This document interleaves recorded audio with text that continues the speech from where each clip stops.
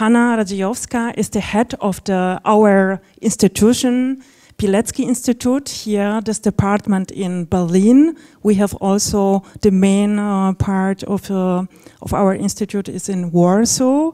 She is graduated in the history at the Warsaw University, and she is also curator, co-curator of a lot of exhibition. For example, Wola exhibition, Wola 1944. It was one exhibition in Warsaw, or here curator of our exhibition.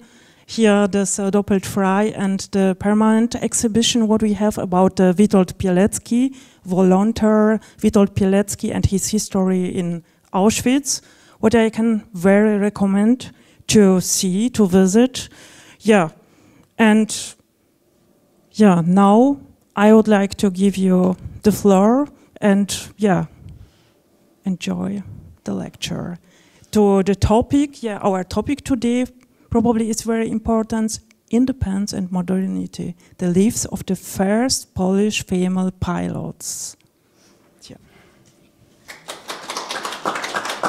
Thank you very much. Elizabeth is curator of this whole program, which, I mean, as our program for this exhibition about Polish women, how they gained, how they get the political rights. And perhaps I will add that I was also curator a few years ago of exhibition about these dreams of flying in Warsaw for House of Meeting History, Dom Spotkań z Historią. And I also fly. Well, I'm not the pilot of the planes. I'm the pilot of the gliders, and probably I will concentrate on these stories. And this part of the program is about, in fact, we wanted to tell the stories about this unknown Polish woman. And in few days, I think in beginning of May, there will be also very fascinating story about Polish Jew. She was the first massagist in Warsaw in the end of 19th century. And she was writing a diary. And she was lesbian, and this is like untold story where she was, I mean, for herself, she was telling, I mean, writing down, and we get this diary. It was like accidentally the grandson of her brought it to the museum, and that's why, I mean, after many years, this diary was published. So it's a super interesting story about this 19th, 20th century, like this beginning of 20th century Warsaw. Okay, and this program is the portraits of the female unknown Polish woman, and I would like to tell about this Polish pilot female. And when at the beginning, I would like just to explain something. So, to understand, because sometimes I will try to explain how does it work, because if we want to understand why they were so amazing, this woman, we also should a little bit understand how does it work. I mean, what does it mean to learn flying, or to train flying? It's super complicated, and especially at the beginning of this aviation, it was like first constructions, this understanding the physics and things that we were also in this materials field was not so perfect like today, yes? And I mean, it was dangerous. So at the beginning, I would like to put your attention to this very simple observation. So generally the scientists, scholars generally, they say that everyone had the dream about flying. It's very interesting. I mean, in our civilization, we were, as a human beings, we were always, I mean, feeling that it's possible to fly. So it was like dream, which, how, I mean, we have it in the myths, we have it in all religions, and people were dreaming about flying. And what happened at the in the end of the 19th century and the beginning of 20th century, of course, it's these achievements of industry, engineering, and so on. But in Poland, but also in many other countries, it's a very typical situation that if we, I mean, this is like compilation of two fields. Usually first pilots, they were artists and engineers. And it's something completely, I mean, typical, and we will see it also in these Polish stories, because, and I was thinking a lot about why did it happen in this way. It's like with this myth about Daedalus and Icarus, yes, Daedal and Icar. It's not a story about that it's not possible to fly. Why Icarus, he died? Because he was not following the rules. And Daedalus told him what he should do, and he didn't, and that's why he fell. And somehow this combination of this engineer mind of Daedalus and this art, I mean, imagination of Icarus, dreaming about space, it's this combination which made possible in the 19th century and end of 19th century and beginning of 20, that people really made this civilization jump and started to fly. This is, in Poland, flying was, this is, because of course I will tell the stories about my favorite female pilots, but it's not possible to tell anything about them without mentioning anything about these Polish pioneers of aviation. And this is super cool guy, Czesław Tański, who was a painter.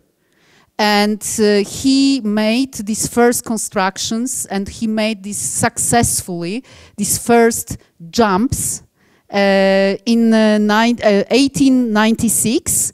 And he was the constructor, engineer after in this independent Poland. He even made first constructions of helicopter, and because I will also tell the stories in context of politics and history, in 1940, I think, or 41, he was killed in this Intelligenzaktion. He was catched by German Nazi and killed in Mauthausen-Gusen. So we'll see it. I will because this, how the history is like, I mean, very difficult. I mean, this experience of these Polish pioneers and this avant-garde of modernity in context of this black side of modernity, of also Soviet totalitarianism. This is first flights in Warsaw in 1910, the beginning of the first aero clubs in Warsaw and in Poland. Poland get independent, and this was a huge dream. And look, in Warsaw, perhaps you know this monument, which is here drawn. This is the monument of Polish pilots.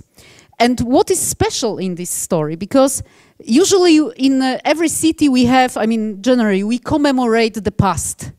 And Poland and this new society, I mean, these dreams about modernity, about future, was so intensive. And the symbol of this future was flying also, which was absolutely, it was like the passion and hobby. I don't know, everyone was, I mean, in schools there were special clubs and this let's learn flying. It was absolutely one of the biggest passion of Polish society.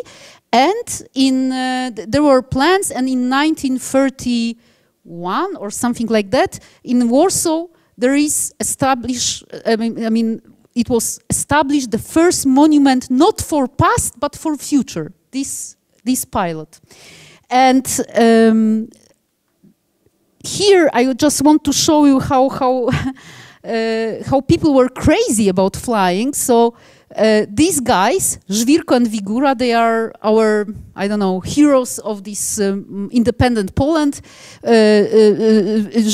Żwirko was a very talented, skilled pilot, and Wigura was a constructor. And they won these international competitions in 1932 and 34, this challenge, and they died very tragically in, when they were coming back. And they were so loved by you see on these photos on the left, people were observing how they, I mean, football matches. Yes, that they were in the shop. You see the map, and there is shown how the route of the planes are. I mean, look where are Żwirko and Wigura. Here on the right, people are welcoming in Warsaw after this triumph and success.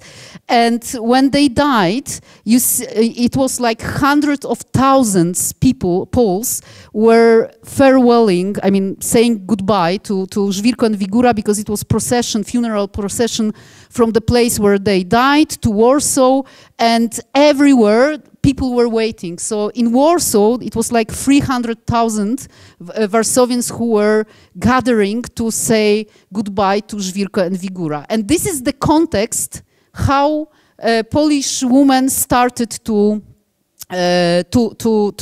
train also and started to become pilots equal to men. And here, just because I am the member of Aero Club in Warsaw, so they have in their archive this very old pre-war book where people who, I mean, were members, they were doing these drawings and commemorating these important moments of their club. So it's also this challenge. I love these drawings. I mean, because you can also see here that these first members, first pilots, many of them, they were professors of Fine Art Academy, pilots, musicians, and I mean, simultaneously they were flying. And that's why it's so, I mean, handmade, beautifully, very modern. Also this style of 20s and 30s. So Poles were crazy about flying. And until now, I think in this gliding, in this plane tournaments and also balloons, this is very famous, this Gordon Bennett, I mean, they compete very successfully, and of course in also everyday press sometimes these dreams about what does it mean that the flying is, I mean, so intensively progressing. I mean, that these new discoveries, and how will it work? So it's of course this science fiction imagination, which of course in the end we know that it happened.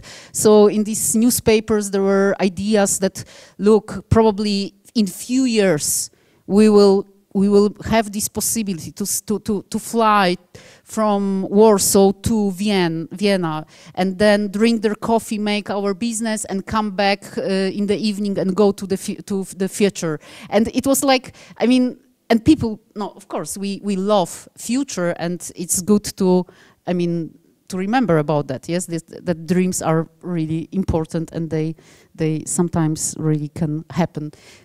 True. Here there is a map of pre-war Poland, and we see like how in 30s, because it's for map for 38, but in 30s it very intensively these small aero clubs in different places where people could train, could learn flying, and this is these gliding fields. And here is the photo of this very beautiful and very popular before war, this series of the sport planes, RWD. So it was like the Polish construction, and yes. And here there is a series of these glides. I want to here very shortly explain, because gliders, they don't have motor engine, yes? So they fly because of the warm air. Everything is constructed in this way that you need to, here it's very funny, and perhaps you would like to see, is one of the first, this school book, How to Learn Fly. There are only drawings and short explanations, what you should be aware, and people were training. I mean, these gliders, these first gliders, there were only for one person. So when you were learning to fly, you had to fly. Yes, you are learning by flying. And this was discovery because people were trying to understand how, I mean, and the gliders is really the closest to this idea of flying like birds, because the only one problem was how to start, yes, how to take off. But generally, in the end, when you take off, you have to find, you see, for example, how it works. There are these lifts, warm air is going up, yes, and because of that, we can see when it's summer white clouds, and the glider, the pilot of gliders, must go from under one cloud, is going up and is looking for the next. And this is how we, the glider pilots, can travel. And this is why I'm mentioning that because if you want to understand why these first female pilots were so incredible, that on these first gliders, they could, for example, make 24 hours flight, or make, I don't know, 500 kilometers flight. This is impressive, because it's still impressive to hold long in the air, but now, of course, these gliders are much more, I would say, user-friendly, and in this time it was much more complicated. And how to take off? Of course, you could, and you can, start being pulled by plane, yes, but usually that's why a lot of these glider fields were in the mountains, because they were taken up with the rope and pulled down, and then they were starting to fly. And you had to manage to catch this warm air and go up, yes? There are very many beautiful photos of these first pioneer pilots, and here we are in Warsaw, and this Warsaw Aero Club, the first female female pilot, she was the painter, she was, her name Hanna Hennenberg, and she was this first Polish woman who get the license, and she finished the training completely. And here we have some photos of the ceremony of being the pilot after first lonely flight. You see there is, how to say it, the name of it, korkociąg, my God. Moment.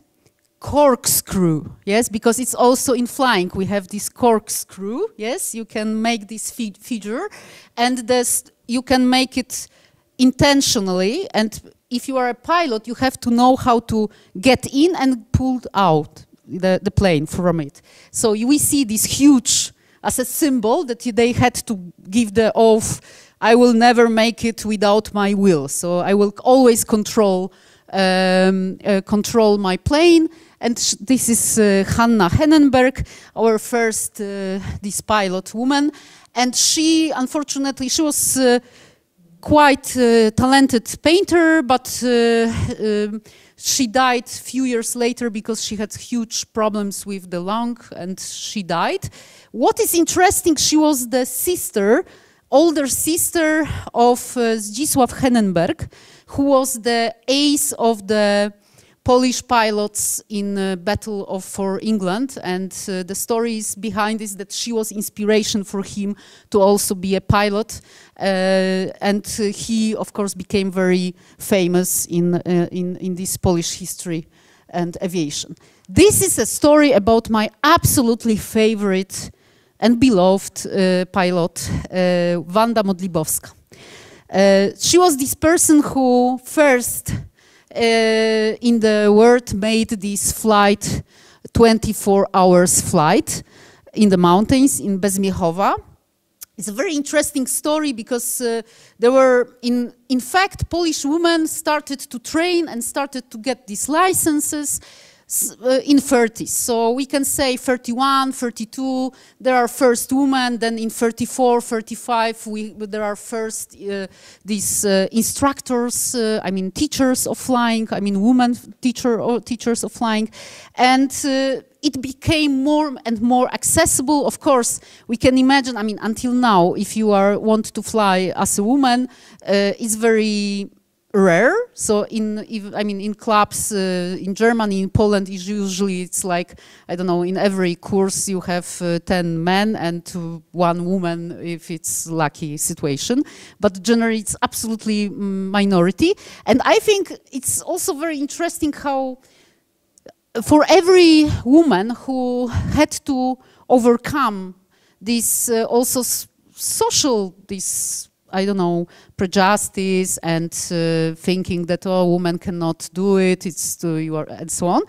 It's in the end the story about being really stubborn and very bold to overcome, and especially, I mean, when you achieved, like Wanda Modlibowska, she made this first. She's this record holder for Poland, but also for the world, as she had this moment that she was absolutely among men and women, yes, it's generally, that she had the longest flight. And here she, of course, in the end, when they were so successful, they were very much prominent. Of course, they were, because of this fashion for flying, they were stars in the newspapers and so on. It's obvious. So this is this certificate for this flight. And the story about her, because here I will tell you 3 stories, I mean, about 3 women, and they are also very much about this experience of 20th century. So Wanda Modlibowska, she was studying chemistry and in Poznań, and she was very much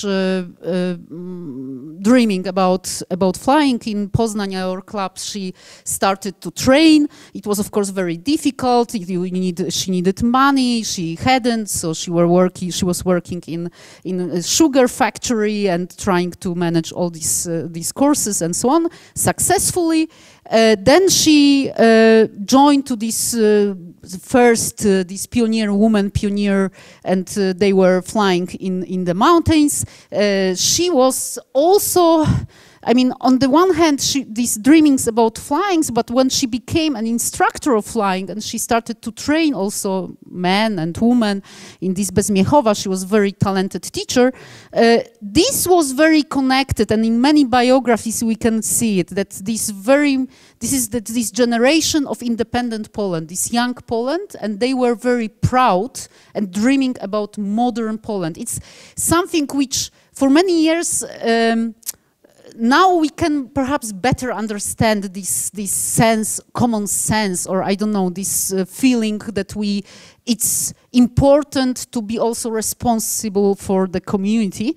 I mean, like when we watch how Belarusians fight for their freedom, or Ukrainians stand, I mean, against Russia. So it's like something, these feelings that were, I'm saying this as a Pole in Germany. I know that when we say about patriotism, it sounds creepy. So that's why I'm trying to explain the meaning of this word.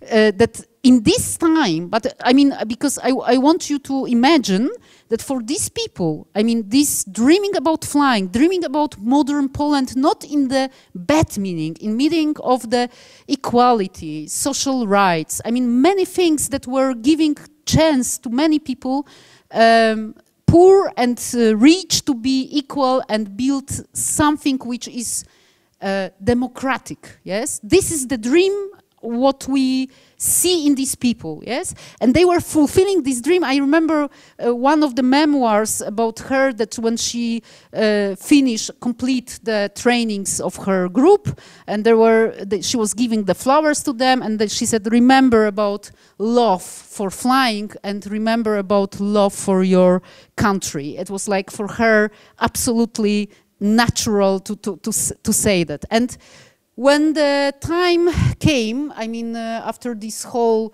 wonderful stories of training, flying, we see Wanda Modlibowska is 39, and she, as also other women, they are pilots, liaisons, I mean couriers, yes? So it's the September 39, the German Nazi attacked Poland, and they were, this woman, also Wanda Modlibowska, she was responsible for taking these sport planes and go between, I mean, with orders, with information between the different units, I mean, in different parts of country.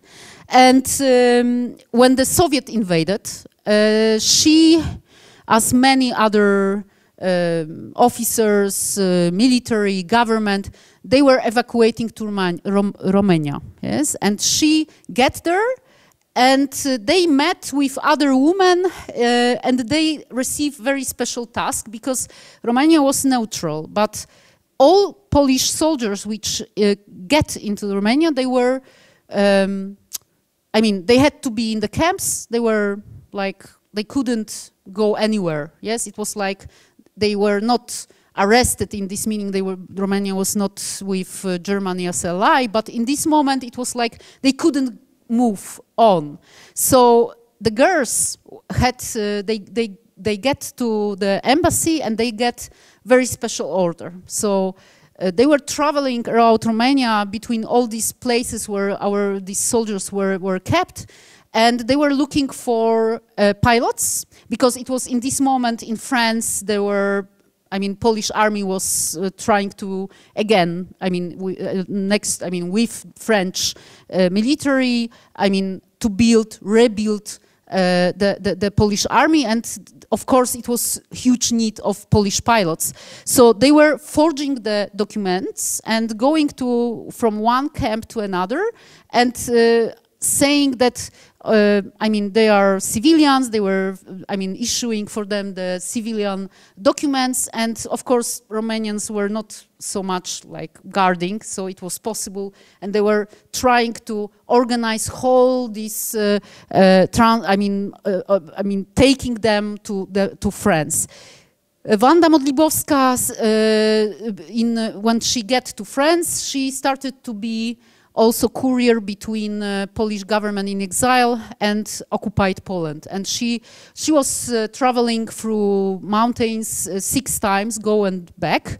And when the France fell and the Polish government get to London, she remained in Poland, and she was the member of this underground organization. But what is very interesting, she was very high in these representatives of the Polish government underground, and probably she was in this intelligence service. She was very much organizing things that are not so clear, but she had this access to chiffres, so she was like making these contacts, information, exchanging information between the London government and inside organization. She was the soldier during the Warsaw Rising. She survived, and what here is starting very incredible story. In 1945, when NKVD, the Russia army came, she was arrested, and it was clear for Soviet troops that she was connected to this underground government, and she was very much tortured and detained, and as a punishment she was sent to Ural. So she was sent in the eastern to work as in very hard under very hard condition in winter. It was horrible, but because she was very well educated, and there were also German German civilians who were, trying to get back, to country. She acted as a German. She went with them. She left. It was like in this, administration. It was possible that she somehow, after these months of hard working, and she was trying to cheat the communist government that she forged her documents, and that she's coming from Germany as a former labor forced labor, and she was trying to start new life in this communist Poland. She was again the instructor of flying. 2 years they allowed it. She didn't know that communist authorities, they were following her and trying to investigate who is she. And in 1948 she was detained and get to this Stalinistic prison for many years. after that, it was forbidden not only for her to fly, but also for even working. So she was for many years, I mean, she was like almost starving. It was super difficult. Accidentally, she met her former pupil, I mean student, and he organized for her job. But many years later, when the Stalinistic time finally melted, she could more or less normally be this, I don't know, honor member of this flying club, but she was absolutely very strong, incredible woman, which could, I don't know, these stories with her, these records, with her passion for flying, absolutely a story for movie, absolutely unknown. Yes, it's like I discovered her because of flying and because of this exhibition. So usually these old stories are very much, you know, among these people who are somehow hobby pilots. Yes, yes. So this is Wanda Modlibowska. I wanted to show you, but because in this place where she was flying, can you click, but without sound, please, Jakob. Sorry, this is because I was flying exactly in the same place where she was making 24 hours.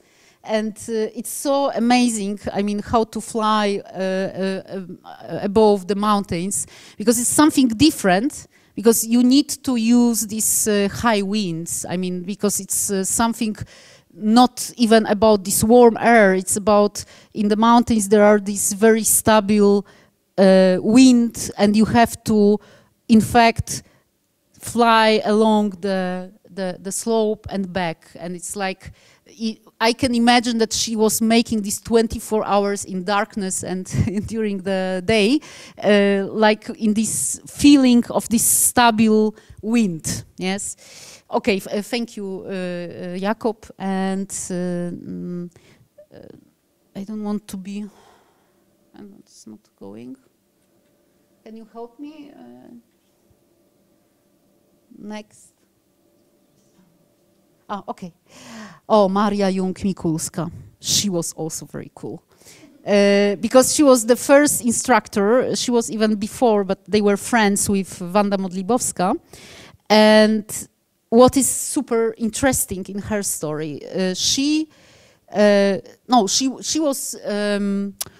was very well educated in France, because she first was studying all this poetry, history of art and so on, then came back to Poland, and she started to be a pilot, very talented and skilled, and because of that she was this first female teacher. In the war, during the war, she was living in Wołyń, so it was like this Ukraine. And when the Soviet invaded, they arrested all of them. I mean, she was in this time, her husband was also a pilot, but he was in the army, so she was with their daughter. She was 2 years old, parents, and Soviets, they sent them to Siberia. Yes, it was like these actions in 1940, 41. They were sending thousands of Poles into Siberia, and her family died because of these extreme conditions, also her daughter. But when the situation changed in 41, yes, because Hitler invaded Russia, then there was the chance for people who were in different gulags that because Stalin accepted that, because suddenly Soviet Union started to be ally of Great Britain and so on, so he allowed that Poles who were in these lagers, that they could go out. And she joined what we call Anders army. It's incredible story that Poles who were in gulags, they created army which went through Iran and so on. Then they were in Italy fighting and so on. She went out from Soviet Union with this army, but she directly after, she was of course organizer, helping in these all places to, I mean, no, these people were in horrible conditions, so they were trying to self-organize, yes. But then she has found after, went to Great Britain, and then with her husband after war, they went to Pakistan, and she was creating with her husband Pakistan Air Forces, and she was the main instructor for gliders in Pakistan. So it's like absolutely incredible story, and they were very happy there, and they are the heroes of Pakistan also, she and her husband. Janina Lewandowska, I will just mention her because it's very famous. She was the only one female who was killed in Katyń by Stalin. So it's, I'm not sure if you know what it was, the story. So Polish officers were detained by Stalin after they invaded in September 39. And they were killed in 1940, but they didn't want to tell it. So 20,000 of Polish officers were killed in Katyń forest. And in fact, Soviets and today Russia, they still are trying to convince the world that they didn't do it, the Germans did. But it's not true, and the story, of course not true, but the story with this woman is, because of that, also very interesting, because she was connected somehow with, in her family, with the very famous Polish general, and she married Lewandowski, who was also the pilot. She was also very good one. I mean, this Polish glider, and she was caught by Soviets. It was a little bit accidentally, and she was in these camps, Kozielsk, Starobielsk, and so on, and she was killed in this forest. And when Germans they invaded and discovered Katyń, they didn't, because it was one of the first body that was found, I mean her, and they didn't want, because it was something that no one understood, why the female is among officers. So they hid this information because they thought that it will be not convincing then that there are Polish officers. But the story behind is that it's one of the first Polish female pilots. And the last story, very shortly, because I'm talking too long, it's Jadwiga Piłsudska, which is directly connected to our here exhibition, because she was a daughter of Szczerbińska, who was one of these feminists fighting for independent Poland, and later the wife of Józef Piłsudski. Alexandra Szczerbińska is this explosives under corset, so this was this woman who was in this, they were doing this special, I don't know, actions against Tsarat, against Russia. And Józef Piłsudski hated flying, because once he was a witness of, these first planes were not so, I would say, safe. And he was the witness of the catastrophe. And because Jadwiga dreamt about flying very much, and he forbid her. When he died, she, of course, immediately started to train, and she became a very good also pilot. Here we have, because she, during the war, and here we have other two Polish very famous pilots, Anna Leska and Stanisława Wojtulanis. They were also with, they had also many stories how they get to England before, I mean, through Romania, many incredible stories. Then they joined as the first woman to the special air transport auxiliary. So because during battle for Britain, of course, all the time there was a need to transport broken, sometimes planes, sometimes just, I don't know, pilots from one place to another, because the battle was going on, yes? So they needed pilots who were all the time transporting the planes from one place to another, usually for repairing. And because there was such a need of pilots, so they accepted British people that, okay, let's take women. And first Polish women were, I mean, among these very, very first one, also among these British and other nations who were joining these special forces. Of course, it was like, I mean, there are absolutely crazy stories. I mean, because what did it mean to first the weather in Great Britain? Yes, clouds. What one of these women heard from the British teacher. Remember, just 9 months of completely bad weather, 3 months of quite no, quite okay, but never take really seriously any forecast weather, treat it as a hint, and usually it never happens what they say that will be. So without radio, usually with the planes that were somehow something was broken in them, they needed to absolutely understand the space and be alone. Usually they never, sometimes they just get the plane, the type of plane that they have never flight. So it was like that, okay, I have the book, it's here, this, and this, and go and fly, yes?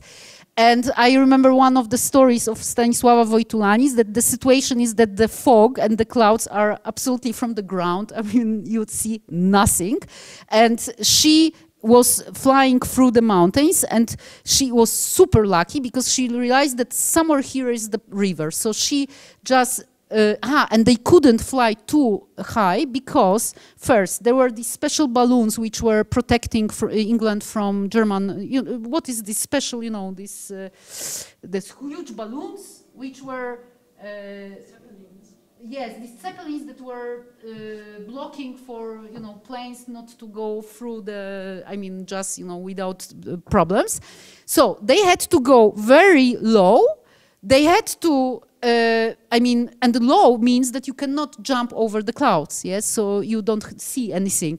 So the story with this crazy lucky story, through this fog, she saw, okay, there is a river, so let's fly over this river. And it was from time to time, she was praying that, I don't know, if I will not catch where the river is, I don't know, taking a turn, I will just crash. But she, from time to time, really was seeing something, so she was following this river, and she get through. But it was like, I'm telling this as to have this imagination, what kind of work was this special unit? Jadwiga Piłsudska. Yes, with Piłsudski here. They were, of course, there are many movies with them free because they were so popular, and pin-up girls for especially not only in Great Britain but also for this Polish community. They were super proud that they have this Polish female who were in such an important unit fighting. Stefania Wojtulanis. I told her story. She, after war, shortly. Jadwiga Piłsudska, she was the architect, and she studied in Cambridge. And it was also after war, because it was super complicated how to get to these British air forces, but she managed, blah, blah, blah. And after war, she worked as an architect, and of course, she never came back to Poland. It was not possible.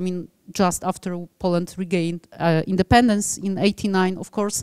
The same Stefania Wojtulanis, she was, as usually all these women, they were married to also pilots, so it was possible to continue together the hobby. She was super, she was the only one woman before war that she had license for all type of flying. So she was balloon licensed pilot, she was plane licensed pilot, glider licensed pilot, and she was parachuter. So and even she was instructor. So she was probably super talented. I remember also the story about her when she was in September '39 before, this first part when she was somehow trying to get from one place to another, these orders and so on. There was the story when the German troops already are invading forgotten somewhere this field where her plane is staying, and she, like in James Bond movie, she jumped into this plane and she ran away, escaped before these troops has taken. And here is very beautiful photo in after Poland became again independent. It's like in '94 or '93. She came back from Britain, and here we see next to Jadwiga Piłsudska, very beautiful old ladies, first time celebrated as heroes, because of course all of them, they were forgotten and forbidden. Yes, these stories were completely forbidden. Afterward, there were these, but I will not, very modest, yes, I put myself, but it's also, I don't want too long. Wanda Szempielińska and Pelagia Majewska, they were, Pelagia Majewska especially, this is these generations after war. During war, they were born, and after war in communist Poland, they were trained, they developed their skills, and both of them were, I mean, Pelagia Majewska, she was really record holder of the international, this organization, I mean, many times, even she was so good that in 80s, I think, there was, according to this custom, that for the best pilots, there is special, this medal for Lilinethal Medal. So they made this international organization, they created special medal of Pelagia Majewska for this best woman, pilots woman. She died in the catastrophe. She was, I mean, civil pilot. It was, I mean, in 80s, I think it was a very sad story. I mean, like with Żwirko in Wigura, not their fault, but sometimes the weather and the construction was not enough to manage in the changing of weather. Wanda Szempielińska, she was engineer, and after in 50s, when she managed also some records, and she was very popular in this, I would say, this communist Poland. She was like also pop star, and they took her to India because there was special visit of communist Poland, and they were bringing this Polish constructions of gliders, and she was the pilot who took the Prime Minister of India in for the flight in the this Polish construction glider Bocian when she's sitting. So it was like also something exotic. What was interesting, she was a daughter of member of the Polish government in exile, and mother left in Poland, he stayed in England, and she didn't know the story behind what her father was doing. And when she get to India, first time, because her mother said, if you will be in India, send the letter to your father, you will perhaps get to know who is he. And they had exchange of the letters when she get to know, because she felt as a socialist. Yes, because she was brought up in this communist Poland, and first time she had this contact with different, I mean, approach, and it was very important in her biography. Sorry, I'm talking too long.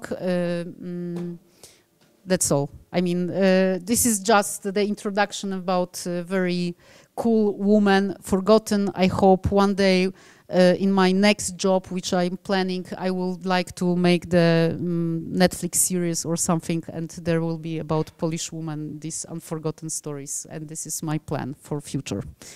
Thank you very much. Yeah, thank you very much, Hania, for the very interesting and fascinating, impressive presentation about the female pilots, Polish pilots. And before we start with the question, I have one question. I'm interested, do you know something about some statistical number, how many female pilots had Poland before the war? Mm-hmm. So in compared to the female, to the male, and after the war, it's changed, or it was the same, or? No, it was growing. I mean, before war in these 30s, I mean, statistic I would not say, but because I think the very important story is that I realized that so many stories had to be forgotten. I mean, because in communist Poland it was not possible to talk even about eastern part of Poland, which was, I mean, now it's Ukraine and Belarus, but in times of communism it was, you couldn't talk about Katyn, you couldn't talk that Soviet invaded Poland. So it was not possible to tell the stories and even research on the clubs. For example, I showed you this map, yes, even in these eastern Lviv and so on places. So for sure, I mean, in these 30s, it was like this statistic was absolutely growing, and it was there were first, I don't know, even these clubs for female pilots, which after war was, I mean, it was co-educational. I mean, there was not such a need, but I mean, I would say I'm member of the. I was member in Warsaw, now in Szczecin, and I was in some German clubs. So the statistic of female is always the same. Now in Szczecin there are 3, and it's incredible a lot. So it's like wow. It's and even there are 2 instructors, women. So it's strange. It's still, I mean, can be better.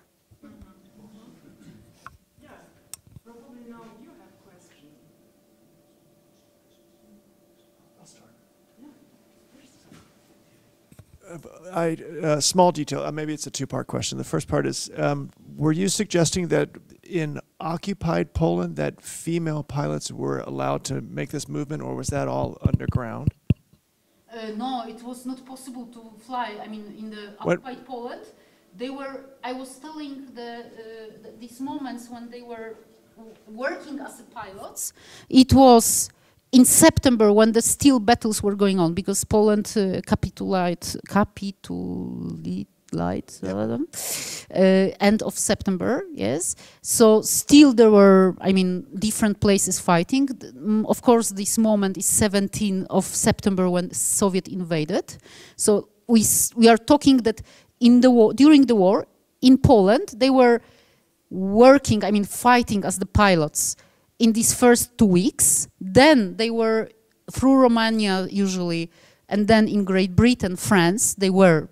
In France, in fact, the French people, they didn't understand how it's possible that females can be pilots and officers. It was absolutely so strange. So that's why, I mean, they were not allowed to join this common, I mean, army in France. But when France fell, in Great Britain, underground, Wanda Modlibowska, she was in this underground. It was not flying was not possible. I mean, it was forbidden for Poland, like many other things for Polish people. So she was working as a soldier in this intelligence service and so on, not as a pilot. Only these women who were in Great Britain. I see. And the second part of my question is, could you relate your close call in your own flying history? everyone has. Yeah. What's your closest call where you go, ooh, that was the closest you ever want to get to? For me, it was this discovering that flying is about getting mature. I mean, that you learn by learning flying, you learn how to live. I mean, this is this conquering fear. Because this experience, the most important was, of course, my first lonely flight. And this conquering this moment that I'm alone up and the teacher is never ever more with me. It was something which built me inside. And when I'm thinking about this woman, I mean, for me, they are very much like this.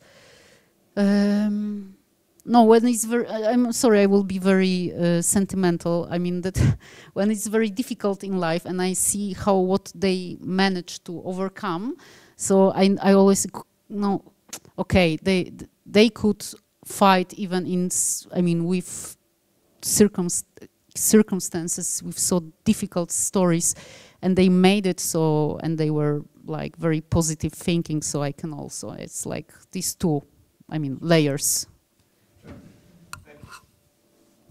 Next question.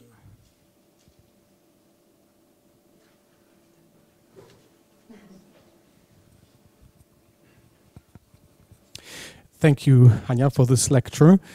And my question is because, yes, one of the main purposes of your lecture and of this lecture series in general, I think, is to reclaim and reintegrate forgotten heroines and important women for collective memory. And my question is this just reclaiming them from the present lack of collective memory, or were they always forgotten? Because you said they had to overcome a lot, self-doubts and also stereotypes at this time. But what was the perception of those female pilots once they got their license and had all these important missions which you described today? Okay, so there are 2 points, yes, because there were moments that they were really these pin-up girls, I mean, stars, I mean, and very popular. But it's because of this fashion. I mean, it was very, I mean, fashion for flying. And but when we read their memoirs, for example, this moment when Wanda Modlibowska made this 24 hours flight, she was saying, she has written for herself, I wanted to show my colleagues that women can also be really successful. And I have to admit that it was one of the most important reasons why I tried to manage as long as possible. So it shows, and on many levels, that it was really difficult. So, I mean, of course, they were friends, and for men, usually when women do this very extreme stuff, they respect them very much. But it's, in the end, it's always, you have to prove twice that you are better than other men. Yes, it's how it works. I mean, it's very psychological. But there is second point when we talk about this forgotten history. I think it's experience of the, I mean, it's for everyone, even Pilecki, Witold Pilecki's story, I mean, Karski, I don't know, men and women, because of this totalitarian system experience. I mean, because the regimes, they take the history, they erase history, they take the memories. So democracy bring back, yes, and this is how it works. I mean, for all our regions, not only for Poland, but for Eastern countries, for Ukrainians, we all have the same. I mean, for us, in democracy, we try to, I mean, bring back, I mean, our, these forgotten stories. It's like the process, because it's how democracy is built. I mean, the history and memory are also these pillars of that. One of, some of, I mean, not only them, but also among others. So these two things, I mean, no, it was not possible for many years to talk about this British experience, about this Soviet experience, so they were forgotten. How many women which I showed, it was not possible for 45 years after war to talk about them, yes.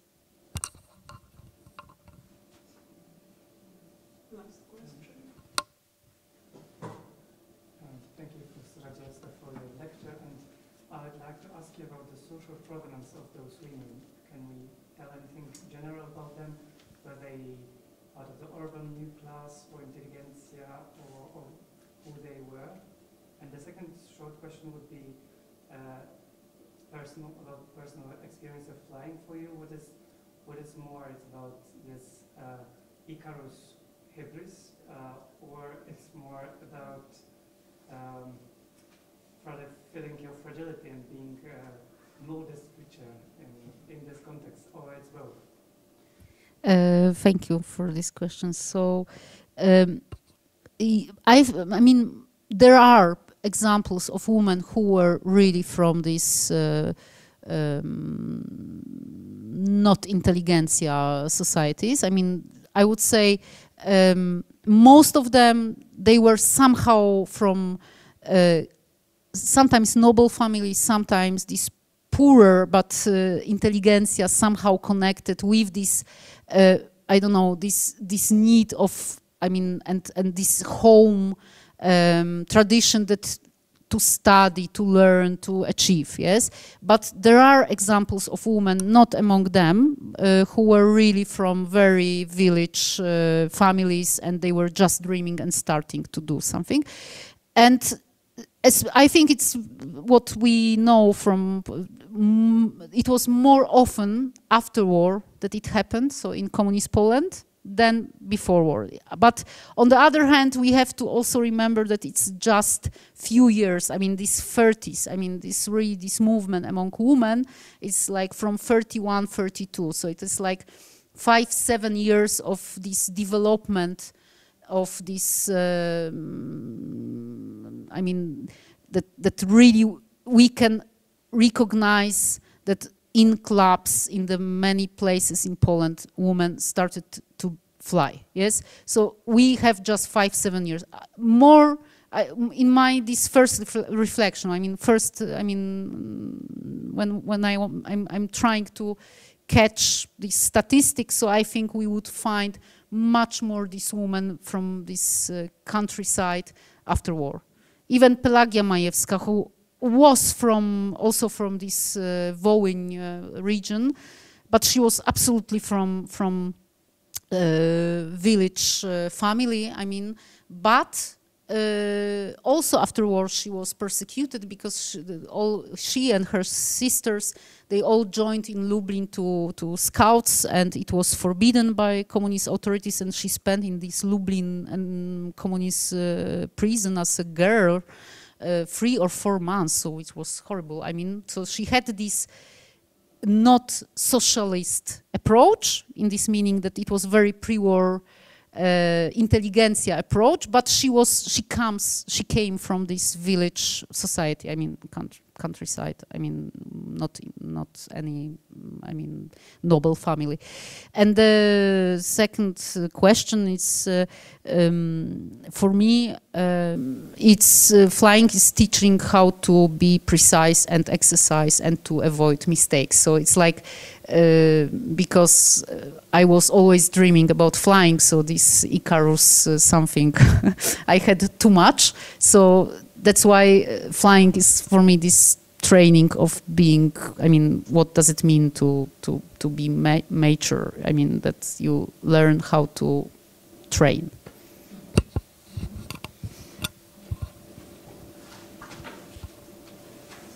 Thank you very much, Hania, for the Thank you very much. presentation and for your attention and participation on our event. And yeah, I would like to make on the note for tomorrow. We have a next event here. It's 6:30 p.m. One lecture, 7 Stunden zum Ruhm, Berliner Premiere der Radioreportage mit anschließender Diskussion, wo Anna Budzinska, Zbigniew Rokita und Albrecht Dömlich teilnehmen werden. Und diese Veranstaltung ist praktisch ein Teil im Rahmen Exercising Modernity, dieser Reihe, die wir hier im Pilecki-Institut haben. And also the second note, we have the next event. Our exhibition is on 7th May, all the same place, the same time, about next forgotten history. So Jadwiga Maria Sturm, the self-made woman, and her memories from Piotr Kubowski. He is from Warsaw University. He will be present. This forgotten lives or biography of this woman from the end of the 19th century. Okay. Thank you very much.